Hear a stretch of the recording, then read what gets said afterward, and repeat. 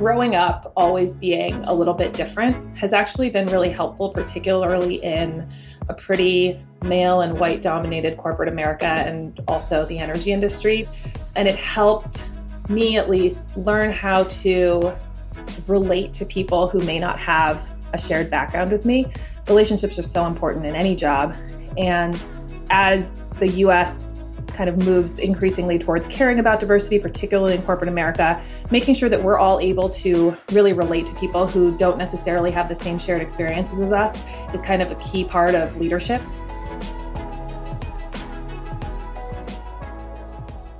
I'm Mariko Meier. I'm the Vice President of Marketing at Enel X North America. I'm Libby Wayman, and I'm an investor at Breakthrough Energy Ventures, and I'm also a guest lecturer at MIT, where I teach MIT Energy Ventures, which is a project-based course that brings together students in technology, business, and policy from MIT and also Harvard to identify new ideas in energy and climate change and to learn how to launch a business around them. I'm excited to be hosting the MIT Energy Initiative podcast today, and I caught up with Mariko Meier, Vice President of Marketing at Enel X in April, in the early days of the coronavirus-related shutdowns in the U.S. We discussed her background and global upbringing, some key moments throughout her career, as well as the recent trends driving companies large and small to clean energy and climate strategies. Mariko, welcome. Let me start off with your current role. What does it mean to be Vice President of Marketing at Enel X? Sure. So thanks for having me. I'm really excited to be here. Being the Vice President of Marketing at Enel X. So let me talk a little bit about Enel and Enel X. So Enel is a multinational power company. We have a presence in over 30 countries. And Enel X is the division of Enel that focuses on energy technology and innovation. And we help consumers, businesses, and communities really make smarter decisions about how energy is created, stored, and managed. So in North America, we have about 3,500 business customers, and we also have an EV charging business that's deploying about 60,000 charging stations across the US. So we kind of run the gamut across clean tech and energy innovation across North America. My job as the Vice President of Marketing, I focus on our commercial and industrial customers. So we have a separate division that focuses on the residential business. So I won't be talking about that as much today. And my job as running the marketing team is really helping our organization think about our products in a customer-centric way, really making sure that we understand our customer pain points and ensuring that our solutions meet those customer needs. And then, of course, that we're communicating that to the market. Any marketer's job is, of course, to bring in qualified leads and make sure that we're hitting our sales target.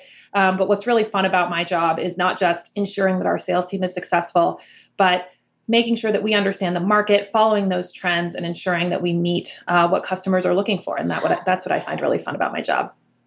Great. So before we dive in a little bit more to those trends shaping the market and what your customers are looking for and what they're doing, I'd love to just start off with your background a little bit. As I mentioned, you have a global upbringing. Where did you grow up, and when and how did you come to the U.S.? Sure. So I am half Japanese and half English. So my dad's British, my mom's Japanese. They met in Tokyo, and I was actually born in Singapore. And we moved a bunch growing up just due to my dad's job, kind of all over the UK, the US, and I spent a lot of time in Peru, actually. So my first language was Spanish, despite the fact that that is neither of my parents' first language.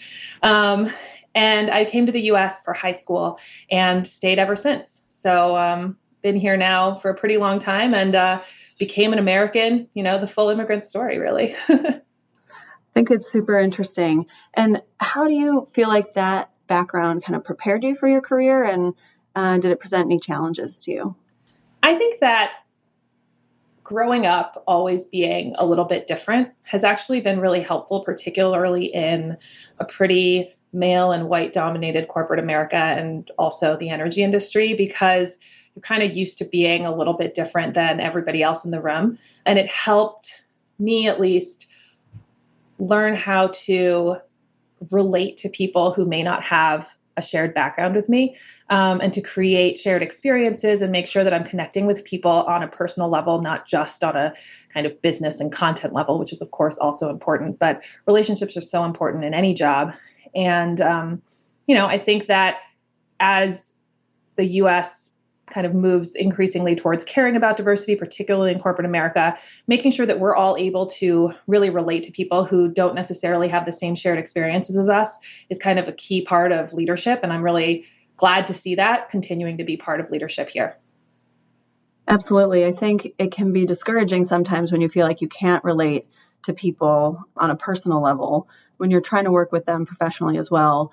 So I think it's something that we can all work on and overcome the differences that we all have to build relationships and make progress. Yeah, absolutely. So your career has taken you to some pretty interesting points in history, I think. At one of those junctures, you launched the carbon trading desk at Southern California Edison. Can you kind of tell us about that time? Sure. First, I want to say, I didn't personally launch it alone. It was certainly a team effort across a number of different people at SoCal Edison. At the time, that was when California created their carbon cap and trade program. So it was the first, Reggie already existed, but it was the first statewide cap and trade program that utilities were fully participating in. And a big part of what I was doing was, along with other folks on the team, making sure that we understood the hundreds and thousands of pages of regulation and making sure that our desk was not just complying with it, but kind of following all the best practices as we launched it for the first time. We were expecting, and it did, to continue several years. And so we wanted to make sure that we were set up for success from the very beginning. It was definitely a very cool experience because, particularly early in your career, sometimes you feel like you're just doing what your boss wants you to do. And so it was really fun to be able to do something where I could sort of see it in the news and see that what I was helping to build was kind of leading the way across the country and across the globe. Certainly at that time, politically, we were more hopeful that it would truly lead the way in a more timely manner than what has actually happened. But, working in clean tech, you have to remain ever hopeful that we're moving in that direction. Indeed. And what are the learnings from those early carbon trading days? What are the learnings? I mean, to me, and this might be kind of trite and old news to everybody, but I think to me, what it really highlighted to me is that while businesses and corporations are certainly innovating, without the regulatory push, it becomes really hard to make a significant shift, and certainly the significant shift we need given the climate crisis. And so, to me, I never really had much interest in a public policy career. And I always sort of saw myself as someone who would stay in the private sector.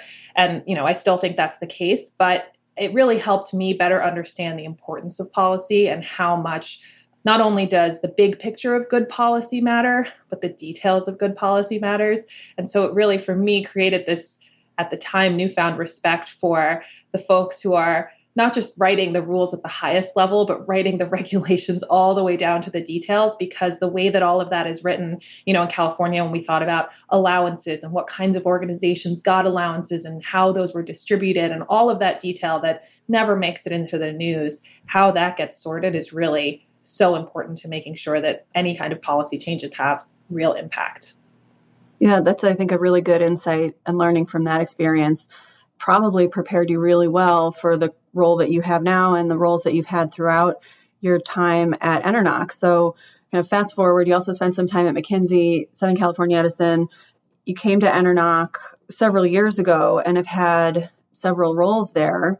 Kind of bring us up to speed on your role there now, focusing on the climate piece. What are some of the things that your companies are interested in and motivating them? Is it policy? Is it their desire to kind of be cleaner? Your customers are coming to you for ideas on developing and implementing a clean energy and climate strategy. What's driving them in that objective? Yeah, a lot of things are driving our customers right now. It's a really kind of complex and quickly changing energy landscape. What I'll add just real quick for listeners who may not know. So Libby mentioned Enel X. So Enel X is the company that I joined straight out of business school, Boston-based clean tech company, really focused on demand response over most of its history. Enel X was acquired by Enel, the company I now work for, about 3 years ago now. And so when we talk about kind of Enel X and Enel X, it's kind of Enel X is the latest iteration of the original Enel X, of course, much bigger. Enel X is one of many acquisitions that Enel has made over time to build this Enel X business, as well as internal products that they've built. So that we've built, I should say. So you asked, what are companies thinking about, and when they think about energy strategy, what are the things that are really driving them? When we think about our customers and the commercial and industrial landscape, the C&I landscape more generally, we see kind of three things that are really driving customers when they think about an energy strategy and why they need an energy strategy. The first category is sustainability and climate. And these aren't necessarily in order of importance. Depends on the company, depends on the leadership, depends on a lot of different things, the regulatory climate that they're in. But category one, sustainability and climate. Category two, risk management and resilience. That can certainly be related to climate. We're seeing, larger and more catastrophic weather events, changes in temperature, all of those things certainly have an impact on a company's risk management and resilience planning. And then the third is economics and the bottom line. We're seeing companies really think about energy as a driver in their business planning and financial planning. That's been true for a long time. And so that's always been a key driver when companies think about energy. But I think the fact that all three of these are now not necessarily on a level playing field for every company, but that they're all coming into play is a shift that we've seen over the last few years. Mm-hmm. And so on the climate side, certainly there's been kind of growing background pressure. What are some of the data points that your customers look at to really understand that this is a priority? So I think that increasingly it has become indisputable that the climate is warming. Despite certain policy positions across, the U.S. and a few other countries, we're seeing that companies, particularly the large global ones, have accepted that climate change is real and that it will have an impact both on their business and society as a whole. And so, I love to show this visual that obviously I can't on a podcast that shows kind of the change in monthly temperature anomalies over the course of the last 150 or so years. And it's really starting in the 1980s that you can see every year we're seeing that temperatures are above average across all countries across the globe. And I think that kind of data, which is continuing and consistent, is really informing companies and policymakers that this is something that, regardless of what your political leanings are and what your thoughts are on the, quote, source of this change, that companies will have to adapt to and expect that it's coming. Mm-hmm. And I think it's easy for companies to get kind of wrapped up in the near-term impacts that we're all experiencing from the coronavirus spread. But it's so important for companies to stay focused on some of these longer-term evolutions. As we think about the impact that coronavirus has had on the economy, and then you compare that to the potential impact that just the enormous disruption that climate change could have over time, I think that comparison could be quite staggering. Are you seeing your clients continue their progress on their climate energy strategies in this environment? Are you seeing anyone pull back? How are you seeing this new environment changing things or not? That's a really good question. So I think, we think about this a lot at Enel X and how coronavirus is going to impact companies and how they think about their long-term planning. I think the short answer to your question is we don't know yet. When we think about what's happening right now in the economy, a lot of folks like to compare it to what was happening in 08, 09 as far as the economic downturn that started then. And I was talking about this with a colleague the other day, and when we think back to 08, 09, we all thought it was happening so quickly as it was happening. But if you think back to it, actually, Bear Stearns stuff happened in May, and Lehman Brothers didn't collapse until, I think, September or October.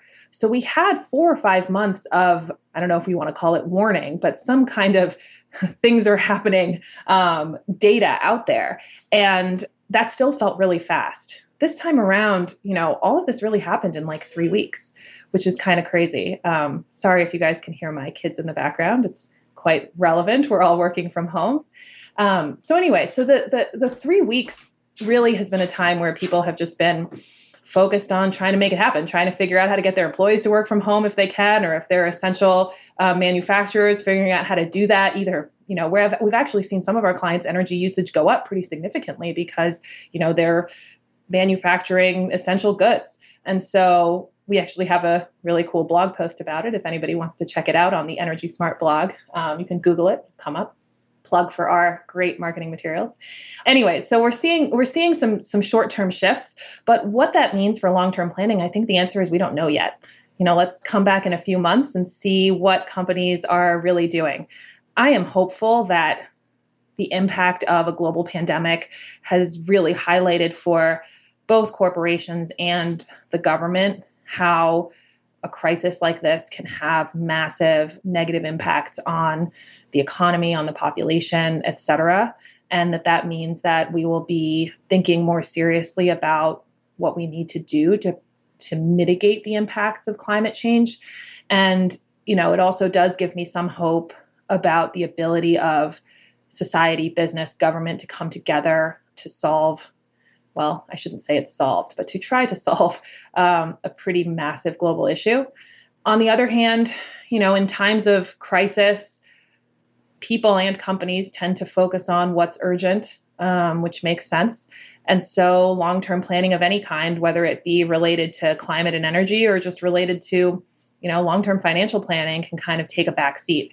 So short answer is jury's out. Don't know yet exactly how it's going to impact, but I'm hopeful that it will have a positive impact as far as how companies are thinking holistically about global issues and how they impact their company, their employees, and their customers. Mm-hmm. And certainly one thing that's working in the favor of continued focus on clean energy strategies is the cost picture. Can you talk about how the falling cost of renewables has impacted your customers and their bottom line? Yeah. So new renewable build has been cheaper than conventional new build for a few years now. So that's not necessarily new information. And that's part of what's really driven the growth in renewable build in North America and across the globe for the last several years. What we're seeing now is that actually new build of unsubsidized wind and solar is actually cheaper than the marginal cost of existing conventional generation. And so that means that it might actually be cheaper to, at a grid scale, mothball certain plants and replace them with new build renewables, or at a corporate level to go with your own renewable PPA, power purchase agreement, for your supply, not solely for environmental reasons, but actually for economic reasons. And we're seeing companies make pledges and commitments to renewable purchases, certainly for environmental reasons, but also for economic reasons. And when we're seeing these massive pledges, as much as I would love to say that these companies are making these pledges solely for environmental reasons, that economics are also at play. And what's so great about it is that you can actually do both at the same time now. Absolutely. And I think economics needs to drive it. There will always be early adopters who will do things for, the benefit of the global society, but it's scale that will be driven by the economics. And so you mentioned PPAs and procuring renewable energy. Is this just for large corporations who have the resources to devote a team to thinking through renewable PPAs, or are there services now, maybe through Enel X or others, that can allow a broader set of companies and kind of corporate actors to implement clean energy and climate strategies? So one of the things that we at Enel X really pride ourselves on is our ability to meet customers where they are on their energy journey, if you want to call it that, sustainability journey, energy maturity curve. Lots of people like to call it different things. But what that means is that if you are, say, Microsoft, and you have made these massive commitments to be carbon negative, as they did in January of this year, or Google, and you make these huge procurements, Enel X can certainly help you either procure renewable energy. Enel can actually, big Enel, not just Enel X, big Enel can actually develop new renewable projects on your behalf. And we can also help companies better monetize assets that they already have. So if you, already have a massive PPA, there may be other sort of things you can do to get better value out of your assets. At the same time, if you're a smaller company or even a big company that just hasn't really committed the resources to thinking about renewable strategy, Enel X, one of the things we do is we run these renewable workshops with customers, right? And so if you're a customer that's saying, well, I think I have these sustainability commitments, or, I'm a little bit concerned about the long-term pricing when I think about what my utility is telling me, et cetera, et cetera. We have market experts who can help companies think through what it is that they're trying to optimize for, whether it's risk, whether it's pricing, whether it's clean energy, or probably a mix of all of those things, to better understand what their strategy is. And we've seen companies who do it entirely in-house. We've seen companies who use a third party for a portion of it, maybe just advisory, maybe just the procurement. And then we've seen companies who just outsource the whole thing and say, I don't really want to think about energy very much. I just know I have to hit these commitments, and I want to ensure that I'm not exposing myself to crazy price fluctuations. And, anywhere you are on that spectrum, there are certainly companies, Enel X being one of them, who can help you navigate that world. And you mentioned Microsoft's commitment to go carbon negative. And certainly there was an emergence of companies kind of making carbon commitments. Can you talk through that piece a little bit? That seems like a voluntary carbon pledge. What's the market like today for voluntary carbon mitigation actions? How do they accomplish those goals? And being involved in the carbon trading schemes early on, how do you envision this kind of unfolding and growing over time? I think that what we're seeing increasingly is a push across the market for companies to consider climate in their long-term planning. So, for the last several years, for example, Walmart has pushed its suppliers to have certain sustainability metrics in order to continue to be a supplier to Walmart. And if you are a manufacturer of basically any household staple, if you're not supplying to Walmart, you're probably not doing very well. And so ensuring that they're hitting certain targets, they're reporting on sustainability, et cetera, has been something that Walmart has been able to push to its suppliers for a long time now. What we're seeing increasingly is now that pressure from the investment side. So, for example, Larry Fink, who's the CEO of BlackRock, wrote his annual letter this year to chief executives and the investment market, saying that his firm, BlackRock, is going to avoid investments in companies that, I believe the quote was something like, present a high sustainability related risk. And so BlackRock is the largest investor in the world. So what BlackRock does, companies certainly follow. And that letter every year does have an impact on the market. And we're seeing other investment firms also really think about sustainability related risk and how they think about allocating capital with that in mind. And so, it's less about you have to have a sustainability report that's glossy and beautiful and has pictures of windmills, but more about as climate change happens, which it will, or I should say is already happening, how will your company fare, and how has your company planned to be resilient in this evolving landscape? Got it. You mentioned the resilience piece also as another driver for companies pursuing energy and climate strategies. What are some of the actions that they're taking to improve their resilience that's also in line with the climate and carbon goals? When it comes to resilience and risk reduction, I think it's useful to think about that in two categories. There's kind of the physical risk associated with climate change, and then there's the, I think people call it the transition risk or the regulatory risk associated with it. And so there's the transition risk being, we expect at some point for government policy to change, whether it be at the international, national, state, or local level. There will be policies that favor more clean energies, more sustainable practices, et cetera. And so for companies to make sure that they are well positioned in that changing landscape, regardless of whether it happens next month or next decade, to start thinking about making sure that they are prepared for those changes is a great resilience plan. The second one, or I guess the first one I mentioned around physical risk, is one that I think people think about first, maybe, which is around, well, we're probably going to see more hurricanes, we're going to see more heat waves, we're going to see more floods, et cetera. And I'm not sure if you remember, but when Hurricane Sandy happened in New York, Lower Manhattan lost power, almost all of Lower Manhattan lost power. And Goldman Sachs was actually this building that was lit up like a beacon in Lower Manhattan. And it actually created a ton of negative press for them, as you can imagine, with every hospital and first responder not having power, and then Goldman Sachs having, the entire building lit up top to bottom. Lots of great headlines around the haves and the have-nots, et cetera. Well, great if you're selling newspapers, terrible if you're Goldman Sachs. And after that, there were a number of interviews with Lloyd Blankfein, who was the CEO of Goldman Sachs at that time. And he actually pointed out specifically that they learned a ton from 9/11. And when they built their building, they built it with resiliency and redundancy in mind, a lot of backup power. They invested a bunch in testing and preparation and resilience planning and all of those things because of the terrible time they went through in 9/11. And there are these pictures online. You can Google it. The day before the hurricane, they put 25,000 sandbags around their building, which is a crazy number. And you just see these pictures. And he has a quote that says, we looked ridiculous. What I love about that quote and that whole story is that what once seemed ridiculous is now viewed as smart planning, right? And so we all certainly hope that we don't have a Hurricane Sandy-like event in New York for the foreseeable future or anywhere in the world. But the reality of climate change means that those kinds of things are going to happen more often. And so as companies think about redundancy, resilience planning, et cetera, I think what we're seeing as a shift is what was once considered ridiculous is now considered good planning.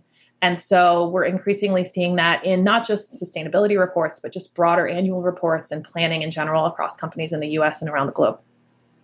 Great point. I love that notion that the ridiculous has now just become good planning. I think we've seen that certainly in the levels of renewables that have been integrated into the grid. We're now installing on a global basis more renewables than all other sources of energy combined and exceeding levels of penetration that many experts thought would be problematic. And so that, I think, is a good example of what bridges near term and long term. How do you get people and your customers particularly and new customers who might adopt energy strategies to think about this vague notion of climate change that may be a long-term impact, but then actually bring out the really near-term immediate issues that they should be thinking about and planning for? How do you make it real to them? I think the sad reality is it's happening right now. And there's a lot of data out there that shows that this isn't, a 2030, 2040, 2050 issue. I mean, it is a 2030 through 2050 issue as well. But I was actually at this presentation a few weeks ago. Wellington Management is doing a bunch of research with the Woods Hole Institute on weather change from climate change across North America and across the globe, and specifically the risk associated with that from their perspective as an investment firm. Woods Hole obviously is a research institution. And one of the things that they pointed out in this presentation is that the number of additional days per year in what they define as the National Weather Service danger zone is really going to change even over the next 10 years. So the NWS danger zone is defined as days that are above a certain temperature and above a certain humidity. I think it's like 85 degrees Fahrenheit and 80% humidity or something like that. I don't know the exact numbers, where it's basically dangerous for a human being to be outside for an extended period of time. And they've done a bunch of research that shows that the southern United States is going to be so significantly impacted over the next decade. And so one of the things they pointed out, one of the things they found is that by the 2020s, so this decade, Houston is expected to have 64 more days of extreme heat every year than it did during a base period of 1950 to 1980. And that's going to be 82 more days by the 2040s. And I think that we've had a lot of data around by 2040, by 2050, by 2060, this kind of stuff is happening, and that feels very far away. But this shows that it's this decade, right? By the 2020s, that's right now, 64 more days of extreme heat. That's 2 months more in which it is dangerous for a human being to be outside for an extended period than 1980, right? So that's such a change. And I think that kind of data that shows that the impact is happening already. And that's kind of baked in, right? And I say kind of, it is baked in. The systems, and I'm certainly no climate scientist, but the systems are somewhat delayed, right? So even if we stopped emitting every ton of carbon across the globe tomorrow, just snapped our fingers and it happened, that would be baked in. So this 64 more days of extreme heat is happening in this next decade, no matter what. And so this kind of data, I think, is really what's pushing companies to say, I need to make changes, not just in my carbon emissions, et cetera, but I need to make changes in my resiliency planning. I need to make changes into how my company and my business is going to operate in the near term, because the climate has changed and it will continue to change over the next decade frankly, no matter what we do, even in the most hopeful of scenarios. Well, I think that's a great point and a great call to action. And if there's one thing that I think we can take inspiration from how our society is pulling together to address the coronavirus spread, is that when we do decide to work together to solve a big global problem, we can seemingly stop it in its tracks. So with that, before we close, I do want to just kind of ask a personal question. We heard some small voices chime in from the background during this podcast. I myself am kind of hiding from my kids, surrounded by pillows in this little makeshift recording studio. So we're all making changes in the near term and thinking through how our lives will be a little bit different longer term. Share with us your experience. How are you managing just the day-to-day, and how are you managing with your team, and how are you thinking through both the near term and the longer term? Yeah, great question. I mean, I think the first thing that's been really helpful for me in adjusting to this current setup is just to remember how incredibly lucky I am to be able to work from home. So how grateful I am to not just the, medical community, but to everyone who's providing an essential service, whether it's delivery people, garbage people, et cetera, just helping to make sure that our cities and towns continue to work while most of us have the privilege of sheltering at home. I think that that's particularly useful to think about when my child is screaming at me about watching another episode of Daniel Tiger while I'm trying to manage a conference call. So just kind of remembering how lucky I am to have even the option to be working productively while keeping myself and my family safe is important to keep in mind. At the same time, I think it's also important to give yourself forgiveness that it is also hard. Even though my life is not certainly as challenging as so many others today, there are moments and hours where I think, man, I really wish I were in my office working at a desk that's not, a pile of 7 Harry Potter books holding my computer up.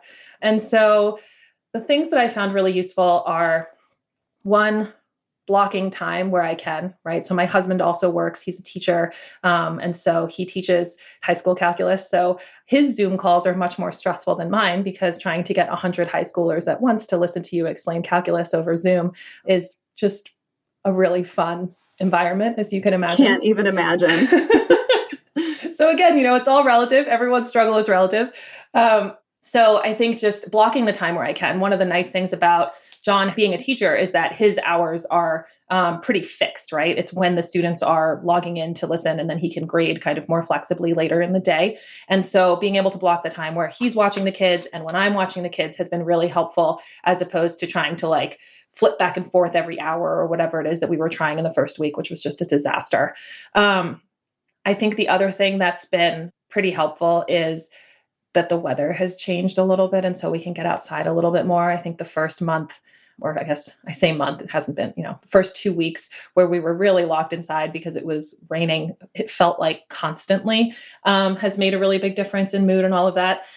On a more professional note, I've been really impressed with how easily my team has transitioned to, video conferences and all of that kind of stuff. We've been using, the tools. I'm certainly no IT expert, but I really like Microsoft Teams. That's what we're using. There's a bunch of add-ons out there that folks on my team have discovered, like Trello and other things that you can sort of create virtual whiteboards and check in on things more easily instead of having to send 1 million emails. So, the tools are out there, certainly. And I think it'll be really interesting to see where we end up on the other side of this, as far as remote work and virtual work and all of that kind of stuff. I think that one of the things I found really interesting to observe is that some of the folks on our leadership team who were pretty skeptical about remote work have really come around to the fact that it can work pretty well. And I mean, the jury's still out. I mean, if you've been the only remote person on your team, for example, it's really hard to hear a conference if everyone else is in the room and you're the one remote person. It works a lot better if everybody's remote. And so we'll see as we transition back to whatever the new normal ends up being, how it works out. But I think it will have a pretty big impact on how people work moving forward. And so we'll see how it goes. Well, Mariko, this has been a great conversation. Thank you so much for the work that you're doing with companies kind of across the spectrum, from large to small companies and around the world, to craft and develop and execute their energy strategies. Thanks also for the work that Enel is doing. Definitely critical infrastructure that they're maintaining and keeping going during this period. And just thanks for taking the time today to have a chat with us. Thank you so much for having me. It was a really good chat. Talk to you soon. Thanks.